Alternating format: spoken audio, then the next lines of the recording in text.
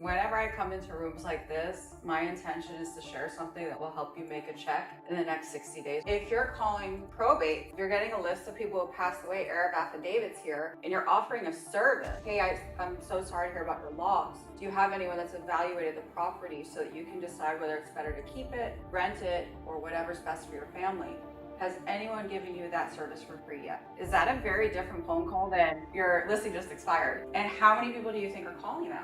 Not many. So this is a really good source right now for people who are looking for motivated listings. But yeah, what am I doing to stick out? Honestly, I would say probably even up to a couple months ago, absolutely nothing. Great. Great. Well, hold on. Hold on. He's We're getting somewhere. Yeah. And so I didn't know what I was doing. I was like a deer in the headlights. How do I get in front of people? I can trust myself if I can get in front of clients, but how do I get there? Well, then I, just started mulling around, thinking some ideas, talking to people on my team, and well, where's everybody, certainly everybody my age at? Well, they're online. They're on Instagram, they're on Facebook. So how do I get in front of them there? Well, this came right around the time of the Super Bowl, and you guys remember who the Super Bowl concert was? Kendrick Lamar. It was Kendrick Lamar. And he had a song that's a diss track of Drake called They Not Like Us. No. And I was in the bathroom one day after the Super Bowl where all great ideas are born. Yeah, And I was just like, the song was stuck in my head. I'm like, they not like us, they not like us. And her name was Novus Home Mortgage. And I said, they not know us. Oh, I've got something here. So yeah, so then work with the team, get a little bit on ChatGPT. I'm like, I'm gonna write a mortgage rap. Hey, Novus on the beat, bro. Need a loan? I'm a rap lender. This ain't no show. Rates down, call for refinance. You can save, bro. Why you still written though? You know that's a no-go. To the It beat. was awesome. I feel like To the I've beat, seen this right. actually. Yeah. You went viral, didn't you? We need to pull it up. Like, Can we pull it out? It was familiar, but now I know Yeah, you why. might have seen somebody share it. I'm still waiting for the part 2. It's coming. It's coming. But wrote it, filmed it, recorded it. I've never done anything like that before. It was honestly an awesome, really fun process. And then posted it, promoted it on Instagram, and I don't even know how many thousands of views, maybe 10,000 views it's at now, but even got a handful of applications out of that. So just people reaching out, people I hadn't talked to in years, go, Colin, this is one of the funniest things I've ever seen. I didn't even know you were in mortgage. I'm like, absolutely, let's chat. I think too, to like piggyback off of that, like finding your niche and sticking with that, not trying to go out of your niche. Like if you are not of the generation of social media, don't try to be the TikTok person. Mm-hmm. You know what I mean? Try to get, and if you are the TikTok person, don't try to go to like, we're gonna do the baby boomers that are moving out of their house to try to get, more space or something, or less space for the grandkids and everything like that. Like try to stick in your niche and see how that blossoms and, try to do that. Yeah, I knew I needed to get more active on social media, but I always, I don't know if some of you guys are the same, but I just hated posting. I just felt weird posting. I'm like, this is kind of, I cringe myself out when I post something. But yeah, exactly. I don't watch my stuff, I just let it ride. Yeah. But now I have people begging for the next song. When's the next song coming? I'm like, it's getting written right now. So yeah, it's absolutely finding your niche and something that's actually fun for you to do. What's something you're not seeing? Be that thing. Well, and be authentic too. Yes. I mean, I think that's huge. Is for me, what I'm seeing is it's taking more conversation and having those conversations over and over and over again. And what we saw in 22 and 23, I get my years confused. But when the market was really booming, you can cast a really wide net, and you're going to catch something. Now you can't do that. Yeah, you just got to show up. Now you can't do that. You really have to go deep, which means staying, within your sphere, within your database, which I harp on all the time in my coaching. You've got to work with the people that are in that database and grow them. And it takes more conversations. And to your point, you have to talk to them about things. I'm primarily a listing agent, so of course none of my clients want to move because they've got the 2% interest rate. That's fine, but that means that, your 8-year-old's going to be 17 by the time, the interest rate is back where you want it to be, and you can add that second floor. So is it about your lifestyle or is it about the interest rate? What's the most important thing to you? So again, I think for me, it's just having conversations over and over and sticking within my sphere, staying within my lane, and developing those relationships.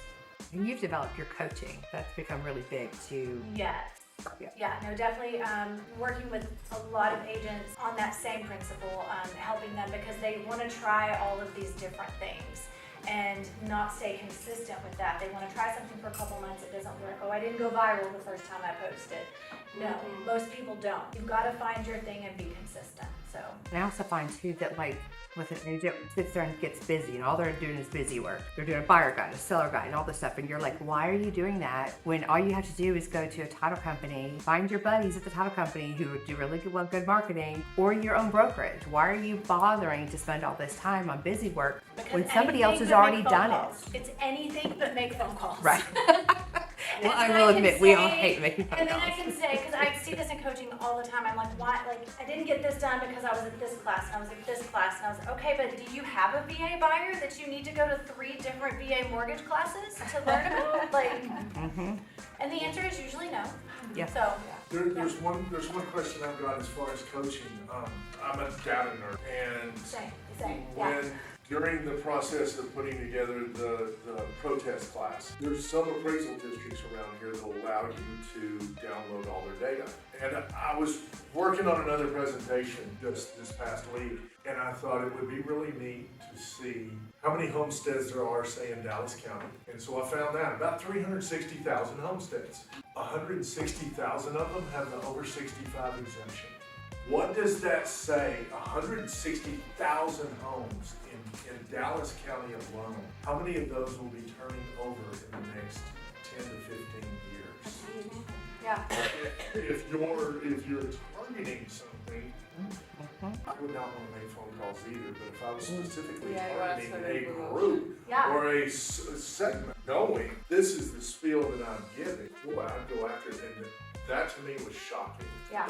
Well, that's How good to many know. over That's a big number, 65s there are Yeah. in Dallas. Well, we have this lovely little product that we've just started to use and try to figure out. It's taken me a little time, and we'll throw it at Lindsay and have her help kind of figure it out too soon.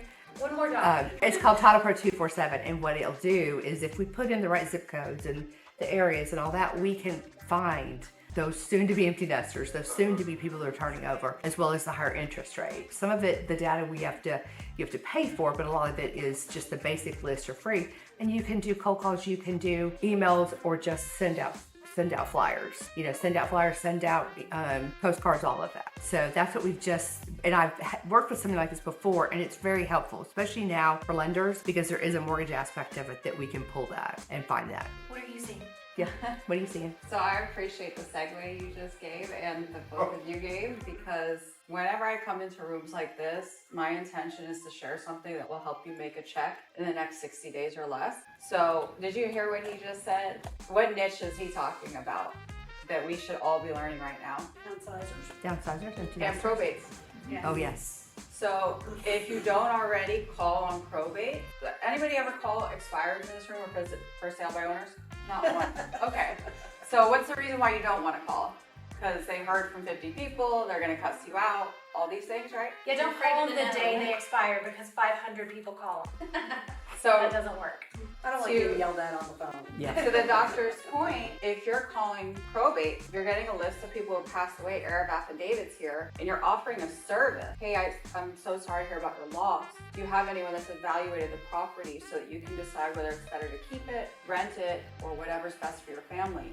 Has anyone given you that service for free yet? Is that a very different phone call than your listing just expired? And how many people do you think are calling them? Not many. So this is a really good source right now for people who are looking for motivated listings. And what was the other thing he touched on? What do people not have right now if they're selling? Equity. A lot of people in our area don't have equity in their homes. How are you gonna sell a home for less than what it's worth, right? Do any of you have relationships with the sub-2 community or creative financing? That's the first thing I would do if I were you. A lot of sub-2 financing is how I'm doing most of my deals, and they're paying me finder's fees, which are the same as sometimes even more than a commission. And it's because what they're looking for is that 2% rate, that 3% rate. And, you know, maybe you're people they really want to move. The daughter just went to college in North Carolina. They want to go see her play volleyball, but they don't want to lose their 2% rate, right? The sub-2 financer is going to give them the price that they want. You're going to make a fee. They get to move. You're a hero because no other agent in this market can do that for them.